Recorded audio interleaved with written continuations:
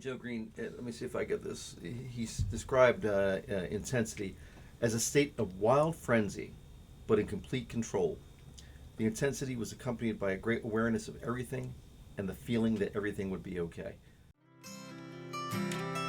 But I believe the great is still yet to come. I won't stop fighting, man, until I'm done.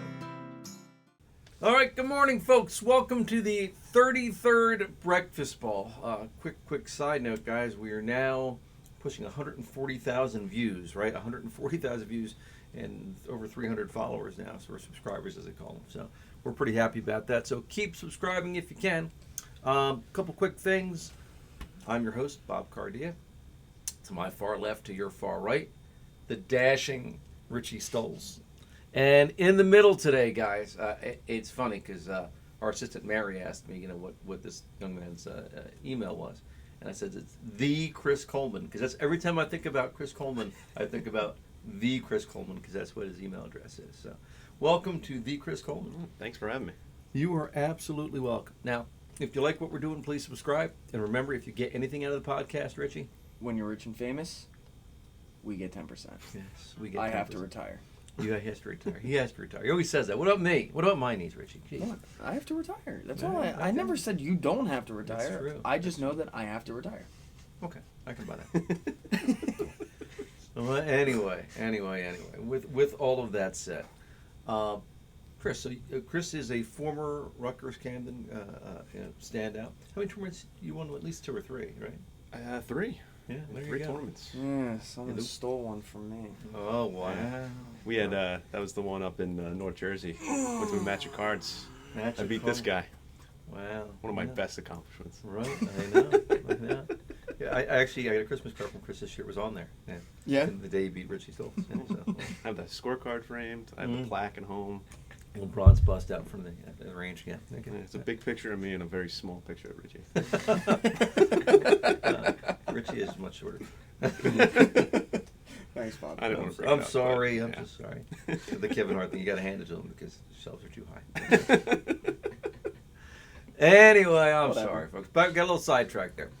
So Chris is now for 3 seasons been the assistant pro at Spring Haven Golf Club in Pennsylvania, and recently a newly minted PGA professional. That's correct? right. That is correct. Well, tell us a little bit about that process, sir. That's it was a 3-year process for me. The PGA, they give you 9 years to do the program. Well, I'm surprised you didn't do it in 1.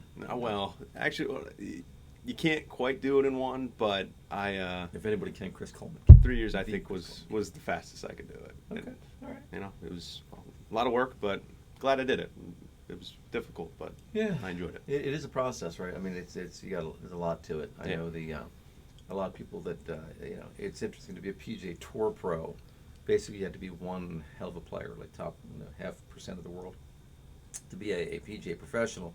A lot of book work, a lot of other things involved in it, a lot of time put in. So, and I know you know all about that. So, It was like going to college again. yeah, I know, but only not as fun. Because you played for me. Just Well. lie to me. Just lie to me, okay? Think about it. College was Of fun at course. all, actually. Playing golf at Rutgers was exceptionally fun. I'm just saying. It is. All right. Well, now that said, so today we're talking about to avoid a flat performance. When you go out there, we were talking, we had a lot of fun with it earlier, talking about teams that we played and things that have happened. Sometimes it's difficult to get up for a typical performance. So we've talked about last week positive and negative energy. So Mean Joe Green, which do you guys remember Mean Joe Green at all? I actually had one of his cards, one of his football cards. Yeah. See, the big thing when I was a kid, and David. Hey, I'm back here. David's like tool time, the guy I behind love the how fence he today, waved to the camera from the back side of the camera. We couldn't have 4 guys that handsome on the screen at one time. It would break the internet. But Mean Joe Green. Mean Joe Green. Let me see if I get this. He's described intensity as a state of wild frenzy, but in complete control. The intensity was accompanied by a great awareness of everything and the feeling that everything would be okay. Now, we're going to talk about that a little bit in terms of positive and negative energy, because there's certain different types of sports that energy affects differently. But you know, the feeling of being completely engaged in the process, enjoying it, but yet being in complete control. That is a common denominator of excellence, and you know, we've had a lot of success, like all of us have. So it's cool, and that's one of the reasons. Oh, you know what? Actually, David, can you flip off the switch on that? Oh my, look at that.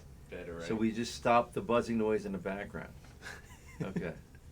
Yes, which we should do.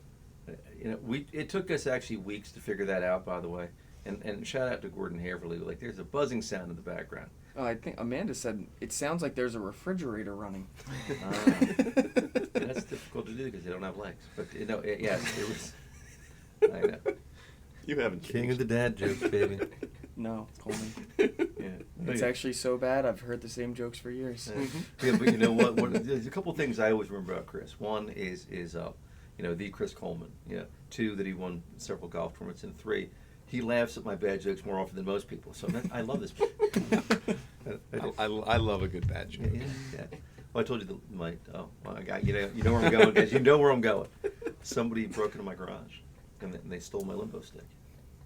How low can you go? There you go. Chris, when he's doing this to the little kids, Yeah. sometimes it goes right over their heads, Yeah. and sometimes they'll bust out laughing. Yeah. Like, it's hit or miss. That's really the story of my life, to be honest with you. I told a kid yesterday, I go, I'm rich, but I'm not famous. Oh. And he looks at me. He goes, how big's your house? Yeah. I was like, that's great. Yeah. It's like, you'd be surprised, bud. I told a psychology joke Not the other that day. big. I told a psychology joke to that kids camp that went. Yeah. Right over. I knew it was going. The second Yeah, you said it, I was yeah. like, How many knew. psychologists does it take to change a light bulb? You just one, but the light bulb has to really want to change. Yeah. Yeah. It did The not the parents were laughing in the background. The kids are like, "Man, this guy's wrong." But anyway, back to our regularly scheduled program. Okay. So today's athletes, you're going to find in competition, getting up for events. It's a different world than it used to be, for sure.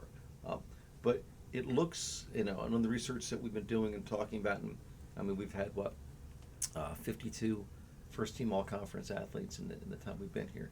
So I've done my own informal studies, and then, as you know, I read a lot and look at this information a lot. So, you know, Tom Brady, Michael Phelps, they're the two of the ones I looked at this past week. And when you look at what Tom Brady does, he has a very, very specific like routine that he does.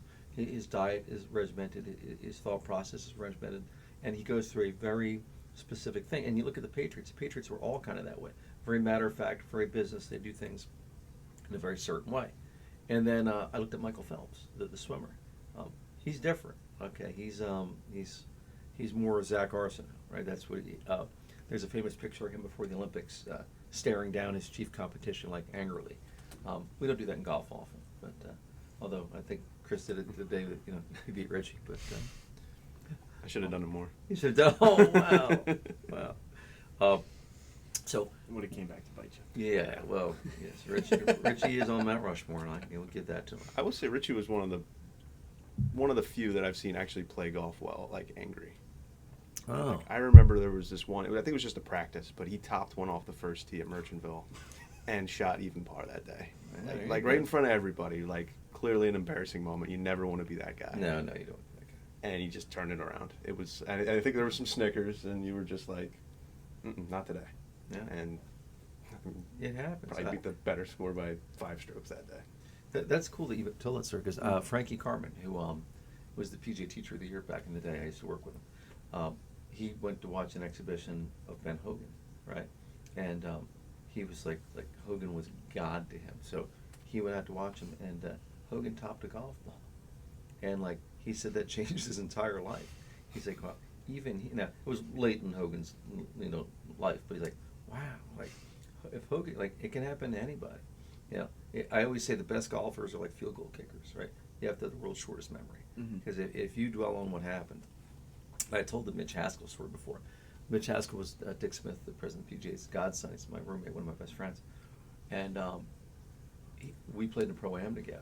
And I think it was Bon Air, Bel Air, somewhere out in Maryland, and we're on the first tee. It was my first pro-am, and I hit my drive, and it wasn't great, but it was in the fairway, and it was in the air. Let's go. So, and Mitch stepped up. He's 6'3" strapping young lefty. He tops his tee shot, and like if it were me, because there's like 30, 40 people standing around the first tee, I would have crawled into a hole at that point because I was probably maybe 20 years old. And he laughed, and he walked up to the ball, and there were woodwoods, right? He walked up to the ball, and off the deck hit his driver, right, with a woodwood, and smoked it like 280 down the fairway. I'm like, you know what? Maybe I'm just thinking wrong, because like that's like I found like guys that have like that complete confidence in themselves. It's a whole different ballgame, and kind of like what you're talking about, what he did. But anyway, You were never supposed to tell people I topped the golf ball. Mm-hmm. Well, every once in a while. Every once in a while, only once every other hole. Richie, you were aiming for that. That's what you were Tap, trying to do. tap. The game's tap. too easy. You had to make it a little more difficult on yourself that day. Yeah, so let's talk about this. Negative activation is different in different sports. So when you're talking about like fine muscle coordination, like golf, tennis, archery, and in positions like quarterback or pitcher in baseball, negative energy typically is got a very low tolerance level. For guys like me and Chris and well, Richie's better than that, but it's once we start getting angry, it flows right into your whole central nervous system. And there are guys, and we use Zach as probably the best example. Mm-hmm. Like Zach's almost like perpetually angry. He's like, me, Zach, I'm gonna dominate. But it works, man. It does. I mean that's if you have the ability to control the amount of negative energy, because the study showed the Dr. James Lohr stuff that we're talking about. If you have the ability to control that amount of energy, because the studies clearly show energy is the key, whether it be positive energy or negative energy. Now, to get to the peak state of where you need to be, the peak state, positive energy is definitely what you want to have. But in sports like they call them gross motor skill sports, like swimming, football, wrestling, sprinting, bicycling, if you have negative energy, that can also lead to a good performance. And they call it Phelps face. I saw it somewhere on that scowl, that getting yourself psyched up in a negative way, because that can produce a burst of energy too. But that's not necessarily the way to go. And since we're performance psychology in golf, we don't want to be negative, Nancy. No. We want to be positive. So with that said, I'll start with the dashing Richie Stoltz. Do you have an example of how positive or negative energy affected an event in your career? Yeah, so I think one of my favorite tournament wins was over at Scotland Run. Mm-hmm. You actually saw the last hole or last two holes of it, Mm-hmm. but I was, I believe, down 5 with 5 to go. I thought I was down 6 with 5 to go, but it turns out I was down 5. And I watched the guy I was playing with who had a clear lead. He was the one that was up 5. He was, I was, I think, in second place going into the, coming down the stretch. And so he was the only one up there. Mm-hmm. And after he hit one bad tee shot, it was just over. He let he just got negative. Mm-hmm. He just got negative, walked with his head down, just silly stuff. And shot after shot was just worse and worse and worse. And me, I'm sitting there going, I'm only down 5. Yeah. I'm only down 5. So you're saying there's a chance. So you're saying there's a chance. I was focused, but the whole time I was positive. Like, I can do this. I can beat this guy. Yeah. It was against our rival too. It was Berks. It was against Penn State Berks. Yeah. And this was going, I think this was 2 tournaments before the conference championship, or a tournament before the conference championship, and I was heading down to my family's right afterwards, and I was like, come on, I want this. Like, I got this. Yeah. I got this. And I ended up coming back and winning, but the two differences between me and him were I was positive coming down the stretch the whole way, even though I was 5 back, and he was negative 5 up. Yeah. It was a big difference, and just like that, it switched. A lot of times that people play scared too, like the fear of success. When it happened a lot of times. We talked about Andrew too. Like Andrew, when the tournament was like, he made like 5 or 6 birdies, or even Patrick last year. David remembers that. like he was something ridiculous, like 600 or 700 through 12 or something like that, and then you get to the point you're like, holy shit, oh, excuse my language, but like I am holy shnikes, like I am you know, I'm doing that well, and then rather than focusing on the moment, you start focusing on, wow, this could be the best ride of my life, and the second that happens, you typically go down like the Titanic. And that is hard. That is hard when you're having a round like that, sure. because Yes. I had a round like that, and whew, Yeah. it is hard to You're stay nervous. in the moment. Yeah. You know, when you're sitting there at 10 under coming down the stretch, you're Yeah, like, yeah. oh, brother. Yeah. Like, I've never been here before. You are trying not to think about the 10 under, and you are trying to think about, you know, how do I hit this next shot without Yeah. shaking too much. So that's when I went to I'm with you, brother. trust That me. was hard. Yeah. So I was at the or the GCAA conference out in Vegas for Golf Coaches of America, and that year, Annika Sornstad's mental coaches were both there, and they wrote a book called Vision 54, which we've talked about before. That's a great way. You know the Vision 54. Yeah, it means like if you're capable of birdieing one, you're capable of birdieing all 18, which is most golf courses a 54. So if you look at it that way, like every hole is a possibility to birdie. Then when you're 10 under, understanding it and believing it are two different things, right? Yeah. Because we've all birdied, multiple holes before. To believe you can birdie each hole, like that's when the mind starts playing a little bit tricks on you. Yeah. Interesting. All right. Well, Governor Coleman, the Chris Coleman, the. So when you send in your comments, it's the Chris Coleman. Okay. What is there a positive or negative energy experience that has impacted your life or golf career? Well, there wasn't one that just like sprung to mind immediately, but I just think my entire golf, at least career at Rutgers, I played a lot of that. Like one bad shot could affect my round. And I think I mentioned to you, this is maybe a year or two after I went out of college. I was already in the golf business. I was slowly becoming an instructor. And I mentioned to you on the first tee at Westwood, I said, okay, I think if I had the mental game I had now, I think I would have been a much better player, because I let things affect me way too much. Yeah. And I just couldn't control it. Yeah, a little bit of quick temper. Yeah, it was, and now I can hit a bad shot and just kind of laugh it off, and it's no big deal. But if I had kept that mindset, maybe it was just like immaturity or just lack of experience in tournaments.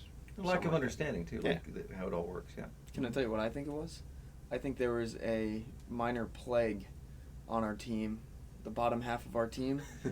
I think there was a minor plague of negativity that Yeah. ran through at times. And, when you see other people do it, And you know what? With those guys, you those guys are almost- all taunted players, but Mhm. it's a reflex response. It's and for any young people watching this, or for parents watching with their own kids. Actually, my daughter's trying out for volleyball in high school. She's a freshman, so you can imagine that. Wow. She went to the summer training programs, and like the girls that would hit a bad shot, they'd laugh, and it's funny that's typically not how they really feel, but it's a reflex response. It's I don't want anyone to know that upset me, so I want to play off like I'm too cool for school, like it doesn't matter. But in reality, man, we spent, I think I tracked it, for 4 years, we spent like over 1,000 hours together. Like, I know I'm a great guy, and I'm funny, got decent hair and good wit, but if you're going to spend that much time with me, let's make it count. Like, I don't see the point of doing something unless you want to be great. But yeah, there are a ton of players like that who oh, it's no big deal. Well, if it's no big deal, why are you out here for 15, 20 hours a week with me? Why are you doing that? So yeah, it's a reflex response. Do you think that there's a proper balance though, of almost pushing too hard to? Oh, I think there's my always a God, yeah. balance. Oh my I God, think there's always a right, balance. and that's the thing we're talking about a little bit towards the end of this. Yeah, there's absolutely a balance. But in doing research, and I've read about, your Michael Jordans or your Jack Nicklaus's or your Tiger Woods, or Tom Brady's or Michael Phelps. There's there's not a ton of self-deprecation in top-performing athletes. When's the last time Tiger say it's a bad shot and goes, "Oh, that's just what always happens to me." That's not how, right? I mean, but every student, we have students now too, right?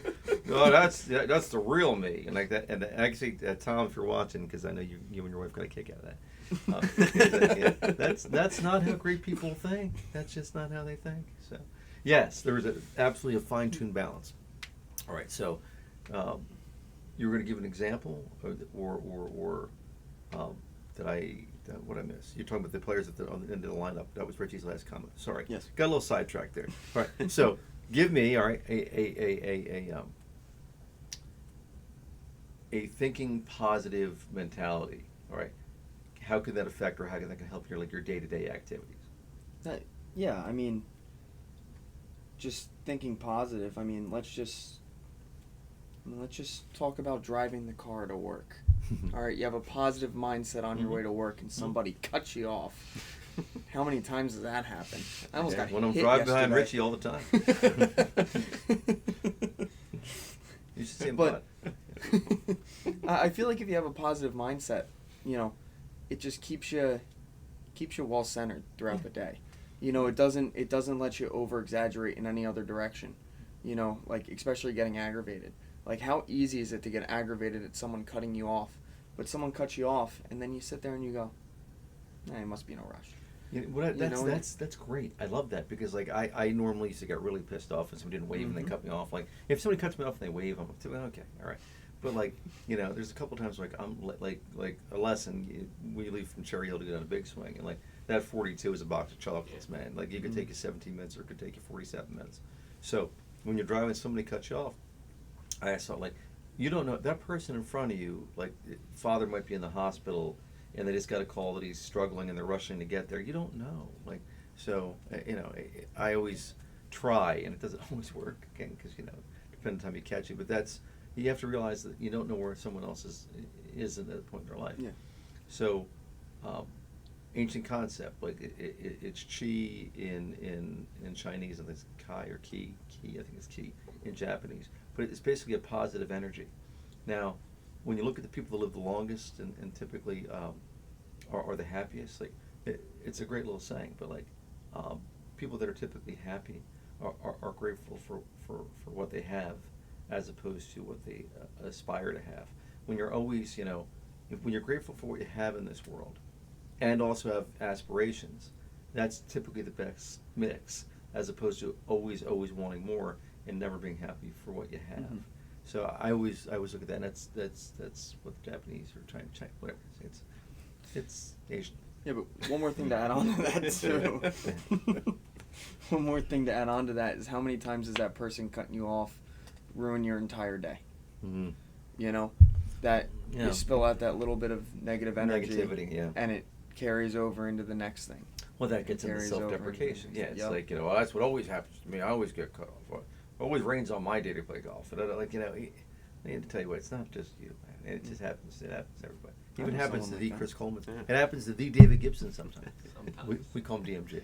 I'm usually the positive one of the team, but gets everybody. Gets everybody. You know what? Yeah. Oh, David. Like, we tried to get pissed David off. Like, David. Like, you almost think David's a medicated. He was so happy. Like, Dave, get angry, sir. Get angry. Something. Do you ever watch Dodgeball? You gotta get angry. You gotta get mean. we started throwing wrenches at David just to try to piss him off. But anyway, so with that said, okay, so we're gonna go with a William James quote. All right, we're having way too much fun this morning, guys. Yeah, this is a good morning. It's great, though. It's great. Yeah.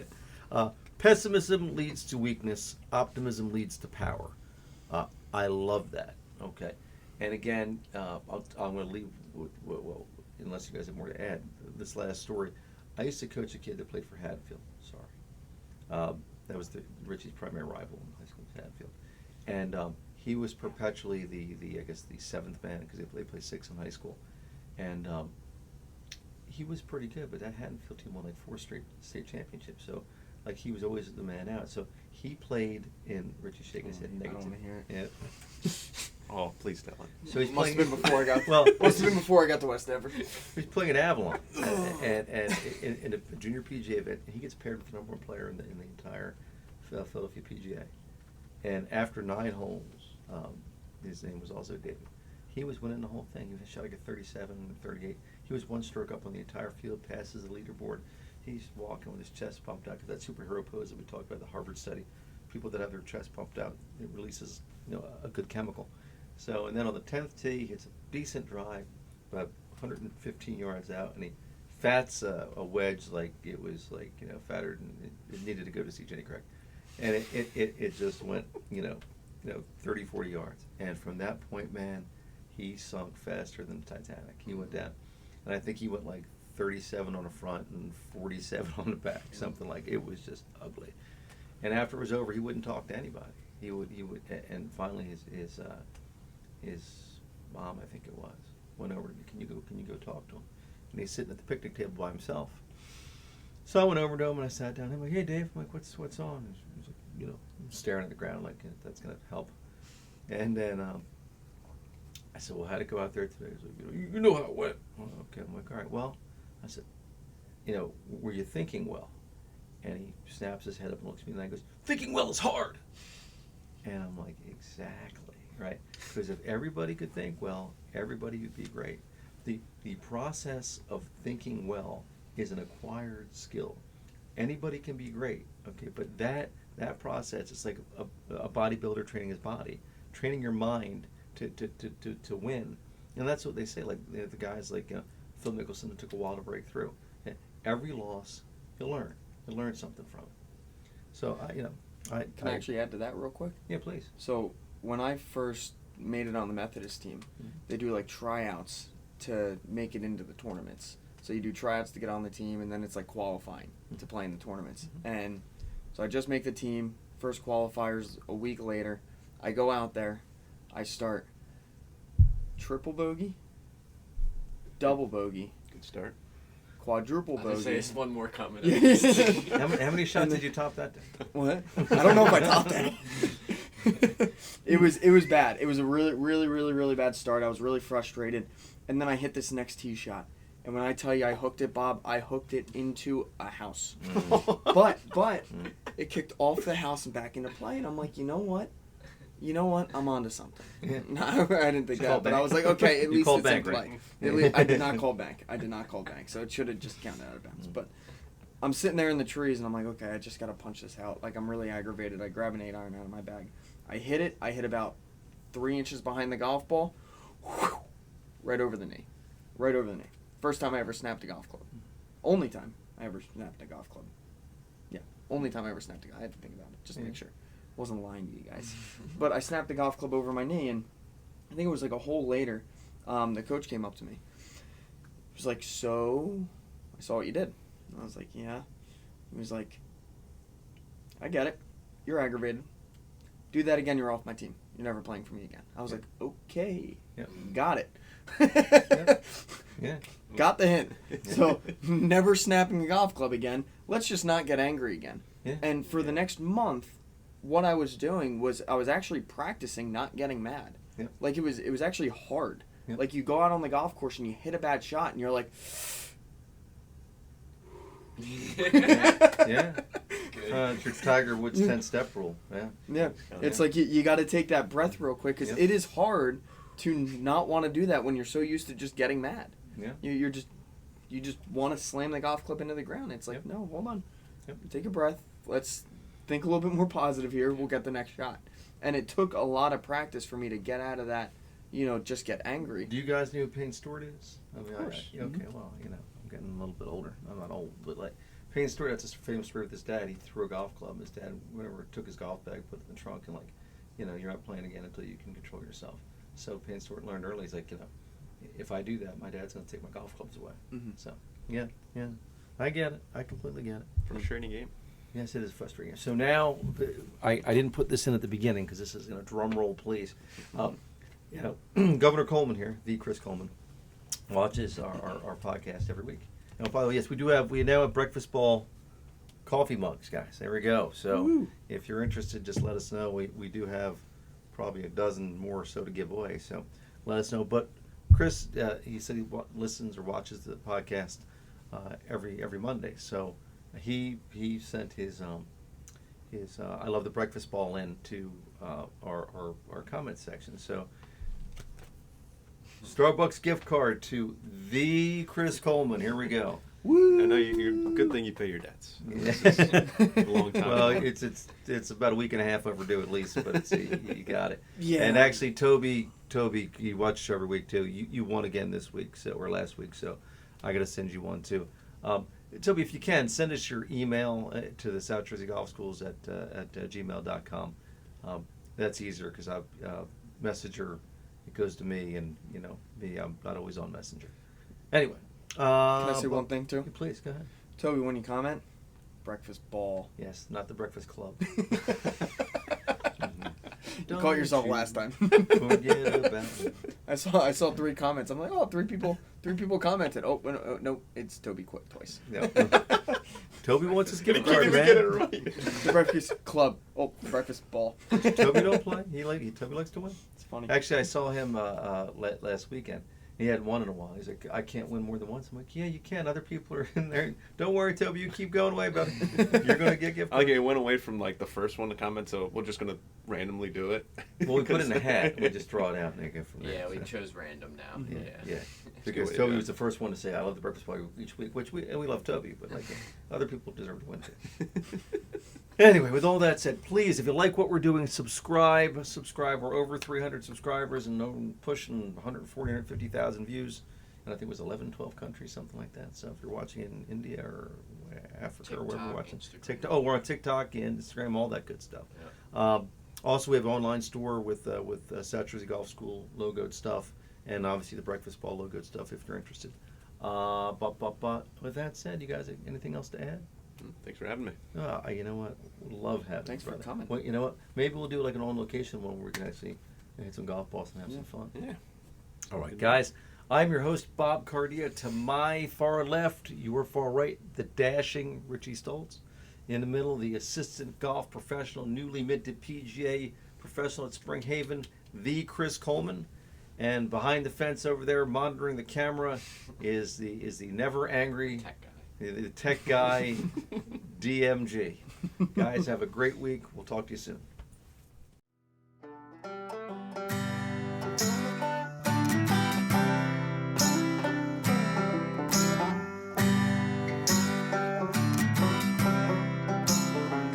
Glass of bourbon, ha ha. My bourbon, ha ha.